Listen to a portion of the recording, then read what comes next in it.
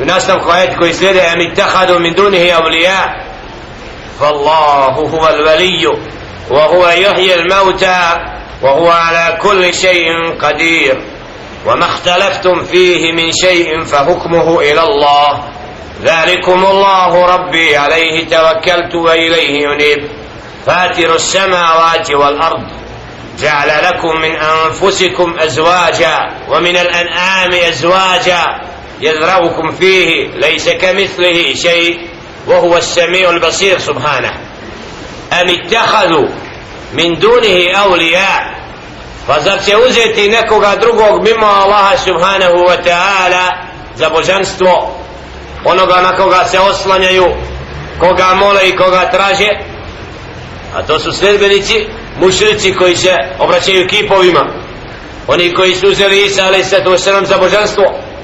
Znači ti i takvi su uzeli stičenika sebi mimo Allaha subhanahu wa ta'ala. A ko je taj koji oživljuje? فالله هو الولي وهو يحيي الموتى الله سبحانه وتعالى je taj koji potpomaže istinski, taj koji može biti štićenik nečiji, niko drugi mimo Allah subhanahu. On je taj koji će oživjeti mrtve i on je svemoćan. Znači zato čovjek nema pravo uzeti neko drugo božanstvo, jer niko drugi do Allah subhanahu wa ta'ala nema pravo na to. وما اختلفتم فيه من شيء فحكمه إلى الله أو bilo čemu ste se podijelili, razišli po pitanju dina i vjere, Allah subhanahu wa ta'ala je taj koji će biti sudac. Zalikumullah, to je Allah subhanahu wa ta'ala, moj gospodar, ja se na njega oslanjam i njemu se pokoravam. Znači Muhammedu a.s. kada je pozivao da slijede uputu i ono što se objavljuje, neki su prihvatili, drugi odbili. Jelle še'nu kaže وَمَا اخْتَلَفْتُمْ فِيهِ مِنْ شَيْءٍ, u bilo kom pitanju u kome ste se razišli, Allah subhanahu wa ta'ala taj koji je sudac i njemu pripada presuda. On je Allah subhanahu wa ta'ala istinski moj gospodar, ja se na njega oslanjam i njemu se pokoravam. Fatiru samavati wal ard, onaj koji je stvorio nebesa i zemlju. وَجَعَلَ لَكُمْ مِنْ أَنْفُسِكُمْ أَزْوَاجًا, i od vas samih vam dao supruge vama. Allah subhanahu wa ta'ala majka rađa i sinovi i kćeri, znači od nas sami nastaju parovi. خَلَقَ لَكُمْ مِنْ أَنْفُسِكُمْ أَزْوَاجًا وَمِنَ الْأَنْعَامِ أَزْوَاجًا, isto tako od stoke daje parove, od muška i ženska. يَذْرَؤُكُمْ فِيهِ, da se razmnožavaju poslije. Allahu hikmet i mudrost u tome. لَيْسَ كَمِثْلِهِ شَيْءٌ, a njemu ništa slično nije. Allahu subhanahu wa ta'ala, znači ovdje dželle še'nu ovim ajetima dokazuje da su stvorenja ta koja imaju svojstva razmnožavanja, da je Isa alaihi salatu wassalam stvorenje koje je dželle še'nu stvorio, a da on dželle še'nuhu je stvoritelj koji nema sebi ravnoga. Lejse ke mislihi šej, nije mu ništa slično. Hadhihi al-aja dalilun da ahli sunnah, ovaj ajet je dokaz kod ahlu sunnata wal jamaa da Allah subhanahu wa ta'ala se ne opisuje svojstvima stvorenja i da mu ništa nije slično.